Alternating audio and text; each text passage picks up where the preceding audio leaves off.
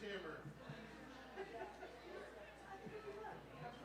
That's you. All right. No old part, no traffic. No, no, you don't get to. I don't. I don't care. No, that.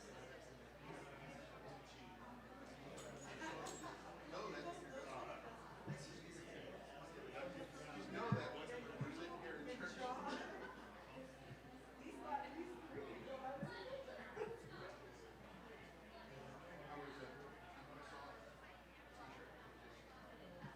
what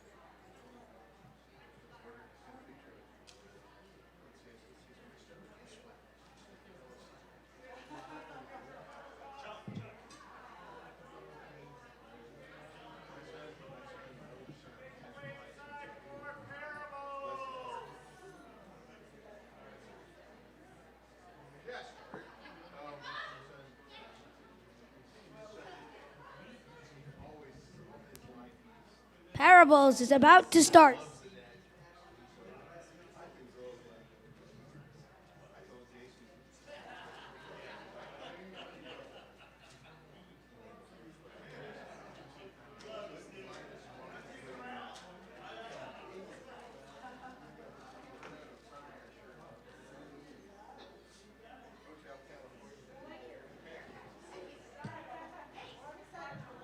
All right. Remember, I'm staying a little later. Parabolas.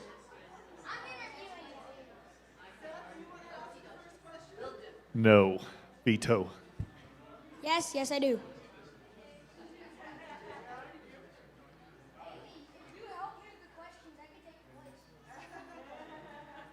Hey, I have a question for you. What would make the praise band even better? Bruce Springsteen, Anthony Kiedis, and Flea. That's exactly right.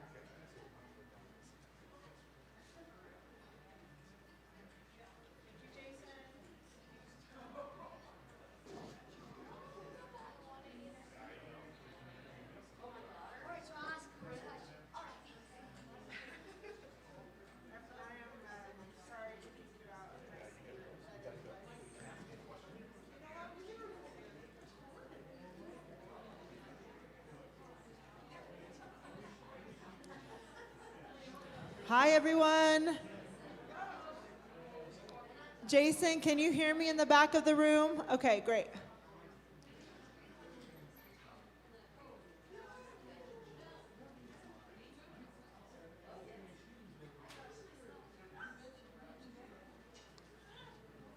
Oh, I forgot the rapid response questions.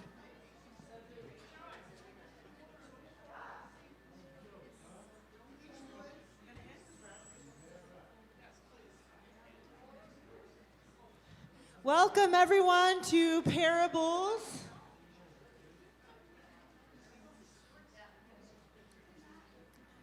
Today I have the privilege of speaking with Stuart Davenport. He's been a part of this community of faith. He's been a part of this community of faith longer than I have. He's served with many different pastors. This is going to be a really interesting conversation. I've narrowed the field of categories to bourbon, bluegrass, and the Bible. So I told him last week, you're going to have to let me lead this conversation. And you can do it. You can do it. So I'm really excited to be here. It's really a joy to work with Stuart. We have a lot of fun. One of the things that I enjoy about working with Stuart is that I have some crazy ideas sometimes, as you all know, and he can make them better. So I will, crazier and better. So I will say, I want to do this, and he will say, oh no, let's do this. And it's really fun to be able to work with someone who is that creative, but also who really has a heart for the gospel. And I do want to get at some of that later. Right now, I just want everybody to know your full name. What's your full name? It is Stuart Mark Davenport. What does steward mean? Steward, steward, means like I oversee things, I maintain things, I take care of things. It also has a connection to royalty, doesn't it? The Stuart line. Well, the Stuart is Mary Queen of Scots was a Stuart. She was also Catholic. Yes, but Catholics can be stewards as well, right? Well, no, I mean the Stuarts were Catholics. Yes, I do understand that. So do you embrace the idea of being a steward? yeah, I mean, I hated my name as a kid. Really? I hated my name as a kid because having grown up in a Spanish-speaking neighborhood, most kids could not say my name, and so I hated it. And then also hated it because it took me a long time to grow into my name. So when did that happen? When did you start to hate your name less? Well, I think by the time I became a senior in high school, it took that long as a young person to finally feel comfortable with my name. And then I want to say, as a person as a whole, I think I might have been in my 30s by the time I realized, like, oh, this is who I am. So what was the change for you? What was that shift?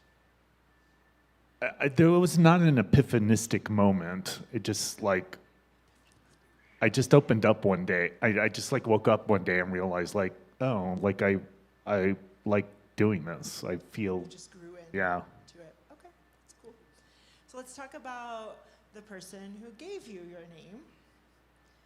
So many people know that your dad was an antique dealer. Right? What do you think what's the best thing you learned from that experience? Because it's a way of life, right? Well, so my mom told my dad early on that if she can have children, she gets to name the children. So I have a brother named Stanley, and then Stephen, and then I'm Stuart. We're not just S's, we're STs. And my mom said that if she stuttered, one of us ought to come. That's great. That's really great. Being the son of an antique dealer it was great, actually, in a lot of ways, and then not so great in other ways. But being the son of an antique dealer, between the time that my mom passed away and then my dad remarried, was like amazing. Because my sister and I would hang out at my dad's antique store, which was on Alameda Street in El Paso, so kind of near Bowie High School and near the Free Bridge, Bridge of the Americas. So everybody knows it as the Free Bridge because you go across free, and there's no toll. And so near the Chamizal, and it was a great time, and it was it was a rough street in a lot of ways. There was winos, like real, like, you know, drunkards that would just go up and down the street asking for money, but at the same time, like really nice, caring people. Even the winos cared about, you know, they wanted you to stay out of the street and, you know, take care of yourself and whatnot. But when it came to nap time, I took a nap either on a pool table or in stacks of pool tables, or You're really young at this point. I'm 4. In the hollows of like Wurlitzer jukeboxes or in Surrey wagons. It was great. And you actually slept. Yeah. So how did the way that your dad looked at the world and navigated the world, how did that shape your worldview and the way you navigate the world? Well, as philanthropic and altruistic as my dad tried to be, my dad also had a little bit of a narcissistic side to himself as well. And so he craved to be well seen by people. And so growing, you know, a child of the 20s, a child of the Depression. He saw how men of stature functioned, and so he became a Mason, which led to becoming Scottish Rite, which led to becoming a Shriner, which led to becoming a Jester. So he went through the whole thing. He became, you know, leader of his Masonic Lodge, leader of his Scottish Rite Lodge, leader of his shrine. You know, he became a potentate. He became whatever the top was of a Jester. And at the same time, so he's doing all this through the, I guess, the Masonic way of being. He was also a Lions Club member and became president of 2 clubs and was a district governor in that. And so he gave of himself, and I knew that as a way of being, like you do this. So he taught me how to be a steward. Whereas with me, it comes more naturally just to be. For him, it was an end to a means, you know, to become a man of stature. And so. But along the way, he embraced this idea of serving others. Right. And then the other thing that kind of comes naturally to me because of all that is my dad was like the king of hospitality. So what do you mean when you say that? Well, he did every hospitality booth there ever was for anything that there ever, you know.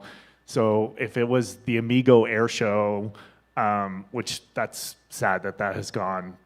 But anyways, the Amigo Air Show, we had a hospitality booth there and we would work it, which meant, you know, icing the drinks and cooking the hot dogs and, you know, yeah.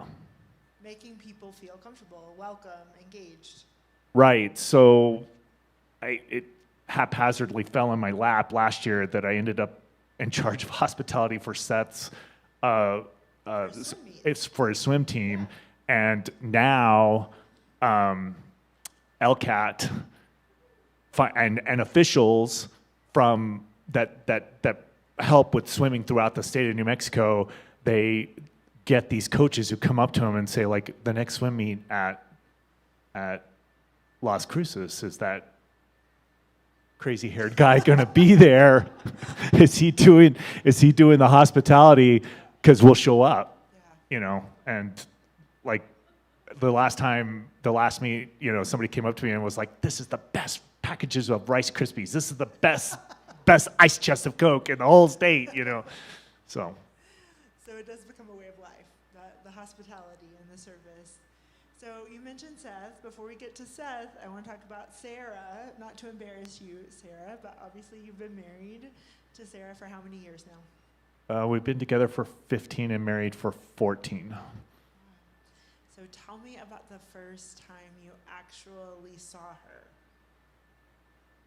Well, we met online on neither one of us knowing. We had a conversation back and forth that led to a phone call on the same day, and so the course of like messaging and this phone call, I think we were in communication that day for like 4 hours. Like I want to say like from 6 to 10, and at the end, both of us realizing, oh, this was Valentine's Day, and having this conversation like made Valentine's Day like less sucky. And so then that was on the 14th of, you know, Valentine's Day is always on the 14th of February, just so you guys know, it never changes. And 5 days later, on the 19th, we met at Lorenzo's on University for dinner. 5 days later. 5 days later. Okay, so tell me about that meeting. We had a nice dinner. Amazingly enough, I drove up from El Paso. I was living in El Paso, and so I drove up from El Paso and got there first and was waiting for her. I think I had already ordered a bottle of wine, which she appreciated, because I don't know if you knew this about me, but I kind of like things kind of bold. Shocked. I'm shocked. So it was a bold, dry, crispy wine. Which Sarah also appreciates. Yeah. Yeah. So I think I had tortellini, maybe. I think something like that. We go occasionally. Sarah's gluten-free now, so we don't go as often, but we go occasionally to kind of repeat that night. So what did you think when you saw her? What was going through your mind? Well, no, I mean, the thing is that, I met Sarah, or I guess for lack of better word, better description, I found Sarah on Match.com. And so I think there was more pictures of her on her profile than there were pictures of me. And so I think I was really pleasantly surprised that what I had seen online was what I was. Reality. Yeah.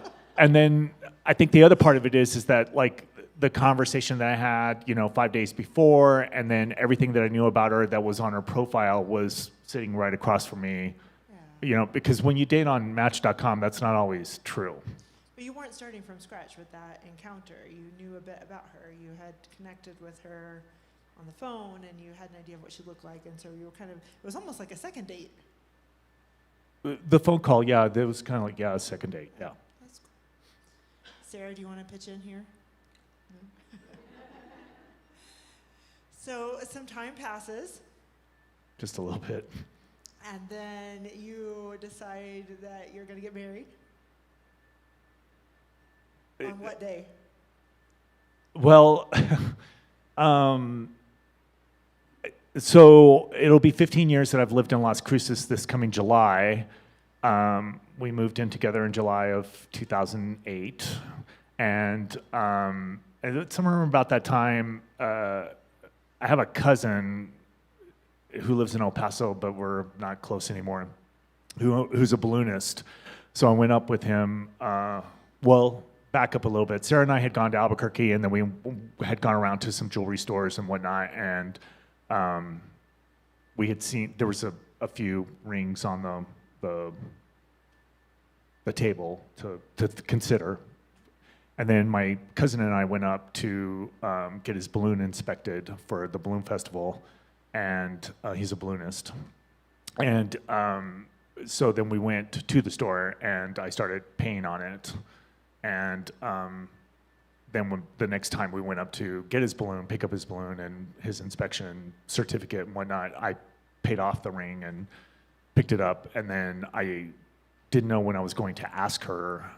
And then another epiphanistic moment was that I thought I'll ask her when we go to Austin for ACL, Austin City Limits Music Festival. We were going to go down and see her cousins and go to this festival, and so we went to Friday night, stayed out late, had a really great time, and then I woke her up early the next morning, like early, and that was the thing. It's a little bit... Like it was dark, she said. Yeah, it was dark. And it was a thing to get a car, to borrow a car to do this. Like her cousin's husband turned me down, wouldn't let me. And then her cousin was like, well, I don't have any gas. And I was like, I just need a car. So I take her to the top of Mount Bunnell, which is the highest point in Austin, and said, it's really easy to ask somebody to spend the night with you, but it's really kind of hard to ask somebody to wake up every morning with you. And I was like, would you be my wife? And so it's basically kind of like what I said. Well, it worked. Right. Oh, that's really great. And so together you decide to go into the journey of parenthood. So just tell us about the moment that you first held Seth. Yeah, so we're getting ready to celebrate that 10th anniversary here. Seth will be 10 on the 26th of June, and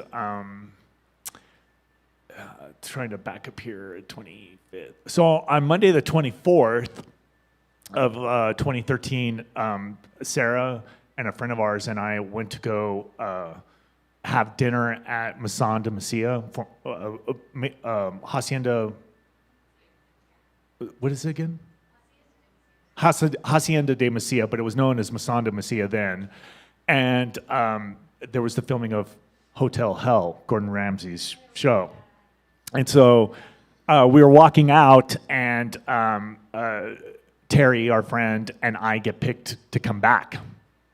So on Tuesday the 25th, we go back, and then on Wednesday the 26th, Sarah's at a function and a luncheon thing for work, and she gets a call from the birth mother, you know, hey, this is me, blah, blah, blah, and they have a conversation, and then there's a decision like, hey, we'll catch up again with Stuart this evening, and at 5 o'clock, Sarah's almost home, and birth mother calls again and says, I've given birth. There was a plan for us to be there in the next couple of weeks, but she had given birth that day. And so we packed up the car and drove.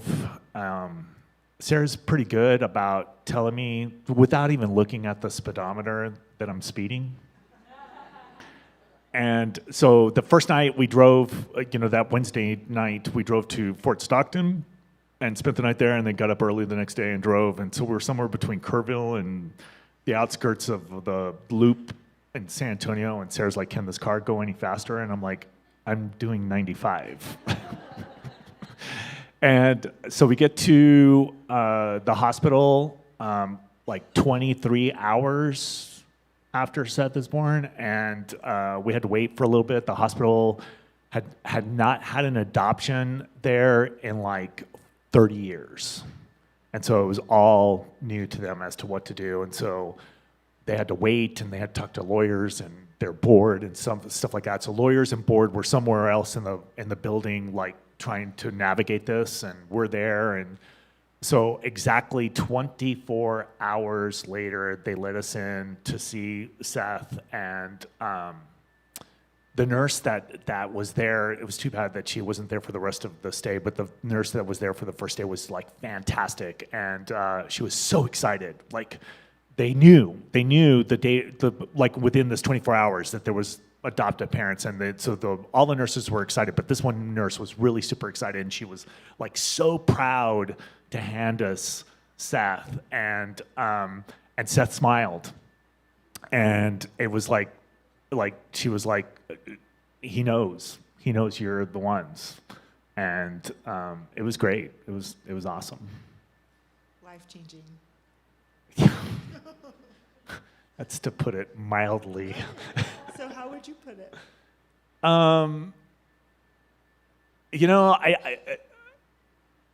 Well, Amy and I have had conversations. I never thought that I was going to get married. I thought I was going to go the way of my brothers and sister. My dad did not. My dad chose extremely wisely the first time in my mom, but did not choose wisely the second go around. And as my brother put it, his marriage to his second wife ruined two families. It ruined ours and it ruined hers. And so, once bitten, twice shy kind of thing. My oldest brother, he's 74 and just got married 2 years. No, he got married like 4 years ago. That was right before pandemic. Yeah, 4 years ago. So at 70, he gets married.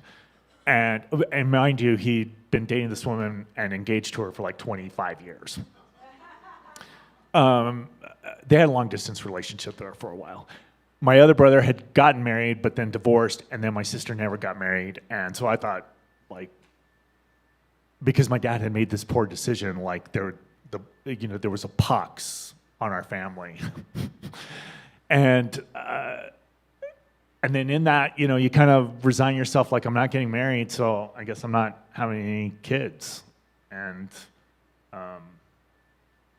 because I had a hard childhood, like I was in the course of like getting ready to adopt, like Sarah and I had lots of conversations about like, I don't know if I can do this. Like, I don't know if I can do this. And a friend of mine who lives in Israel now, who try to help us fundraise with like take our fundraising out. We had to fundraise for our adoption because adoption's expensive. It should be free. It should be free. And anytime that you're in front of a politician, I don't care, like Republican, Independent, or Democrat, you should tell them that adoption should be free. Federally, like it should be free from sea to shining sea. And but it's the hardest job I've ever had, and it keeps getting harder. But it's the best job. Like Seth and I have so much fun, just as a father and son, and Sarah, Seth and I, we have so much fun as a family. We had a great day yesterday, watching him swim, and he was great. He was competitive, and watching him hit a golf ball at Top Golf, and hanging out with friends and swimming in their pool. Like it was a great day. It was a great day. It was a family day. Yeah. Those are not to be taken for granted. And so I'm glad that you're pausing to appreciate that. I know we have a lot of people who want to ask you questions, but I want to ask one more in terms of, Seth really wants to ask you a question, and you get the first question after this, but most people know that you have experiences in other realms, right? Like you worked in retail, you worked at Starbucks, you worked at The Gap, you worked at Cost Plus, you have a background in art history, so you bring a lot to the table. Not everyone would choose to work in a church. It's hard. Church work is really, really hard, in case you didn't know. So not only like what brought you into the church, but more importantly, why do you stay? Because it also is not getting easier to work in the church in our current societal situation. So why do you stay?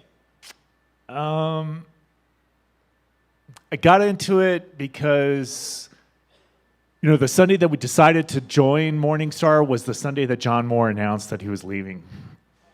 And then Sarah and I had conversation about, do we commute to St. Mark's and go with John? And Sarah said the most Methodist thing ever. It's not, you don't join the church for the pastor, you join the church for the church. Girl. And so we went all in with Travis and Tracy because they had a little bit of a struggle kind of their first year, and we kind of went all in, and then Travis roped me into being on SPRC, and then Judy Lybrook roped me into being mentored by her to become the next chair of SPRC, which, by the way, that's the way it should be done. When we're talking about discipleship you bring somebody in, you mentor them, because guess what? We all have to be replaced. We all have to be replaced. And so making disciples or helping people be disciples here, that's invitational, and so that's, we find our replacement. Either you birth one, adopt one, or you go find one out there in the wild. No, not robots. So anyways, why do I stay? And I also felt called to this. I was writing the job description for this position of Director of Connections, and I felt called to it. Why do I stay? Well, there's one part of it, a selfish reason. This job gives me the flexibility to still put in 40 hours or more a week on what it is that I do, but I'm able to take off times during the day to go and pick up Seth from school and hang out with him for a little bit, and either put him to work, passing out snow cones or whatever here after school, get to go to all his like assemblies and functions at school and games and all that kind of stuff, and so get to do that. So there's the flexibility that I really love.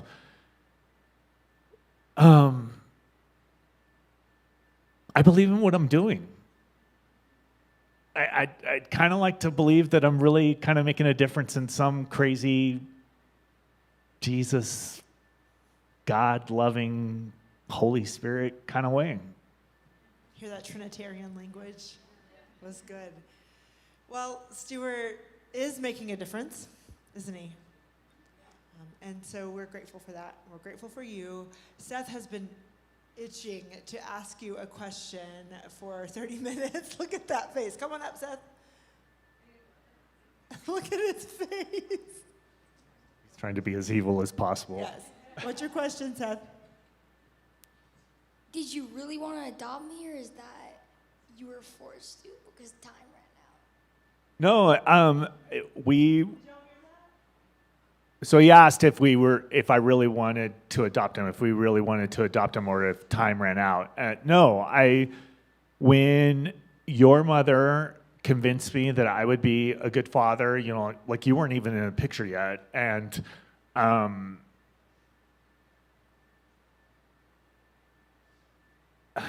Seth, I can't explain it to you. That day, holding you in my arms and knowing that you were my son and that I would be your father.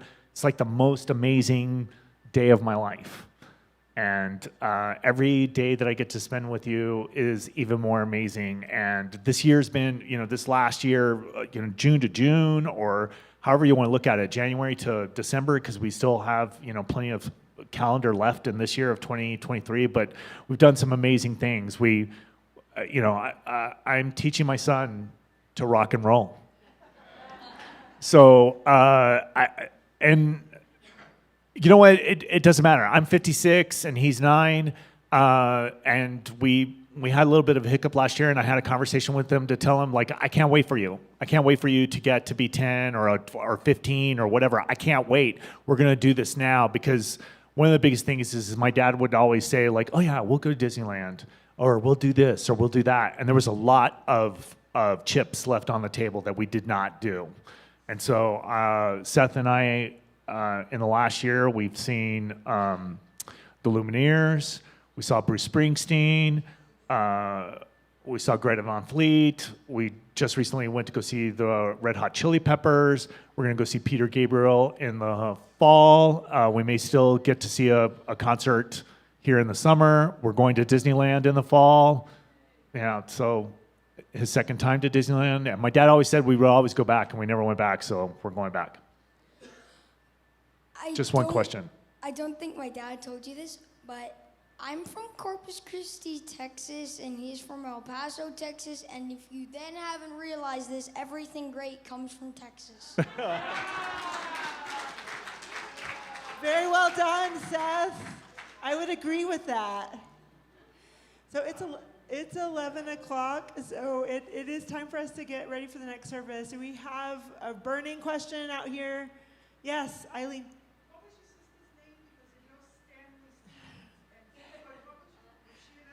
She breaks the mold. No, my dad, I think, interjected and took over and messed it up. And so her name was Nancy. Nancy. It's a good question. Yeah. Okay, that was a short answer. Anything else? Yes, Carol. Unless I missed it, how did you end up, what's your religious history? Well, What's the religious history? So my mom was Church of Christ and my dad was Baptist. And first 4 years of my life, we went to Church of Christ. And then when my dad remarried, he married a woman that was Methodist, and we lived 4 blocks away from a Methodist church. And so, there's all of us have a story of being forced marched to somewhere, uphill to school both ways. Well, I got sent down the hill to church. To Trinity First. To Trinity First, which later, Trinity United Methodist, and then became Trinity First while I was there, yeah. Okay. Cindy and then Patty. Was 6. The question was how old. So was he when his basically dad a year and a married? half between. Patty?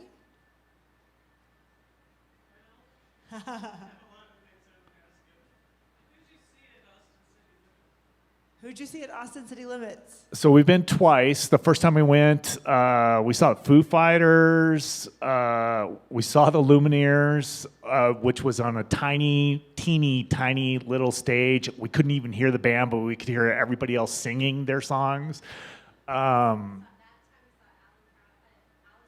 Alison Krauss and Robert Plant. Yeah, we saw them. And the second time we went, we saw the Red Hot Chili Peppers and Black Keys and Alabama Shakes and Florence and the Machine and Soul Rebels and we saw the Civil Wars. We saw the Civil Wars, and then like a week later they broke up. No connection. So, yeah.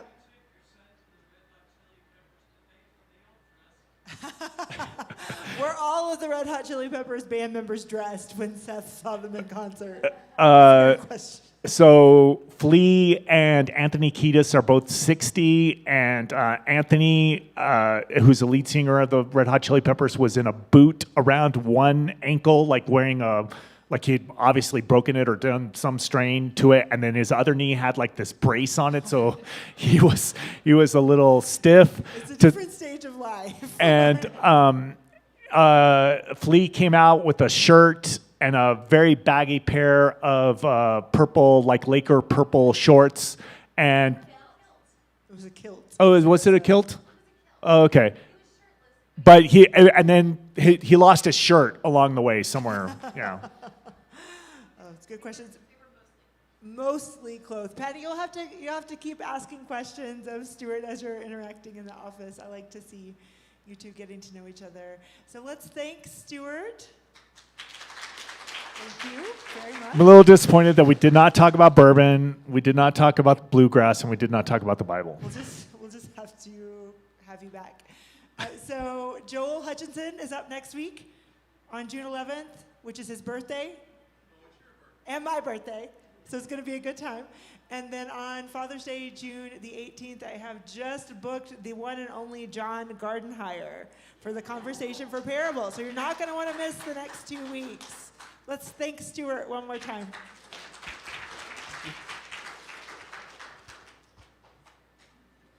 Questions, comments, concerns can be addressed to Amy Feltz at amy@mstarlc.church. I think they know that.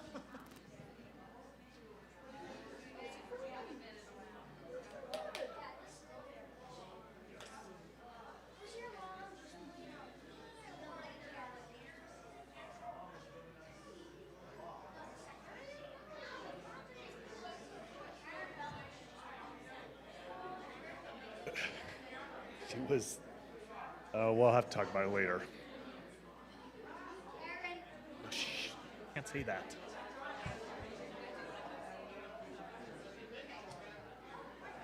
Hi.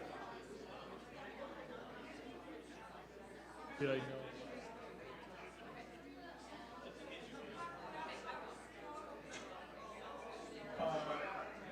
We did.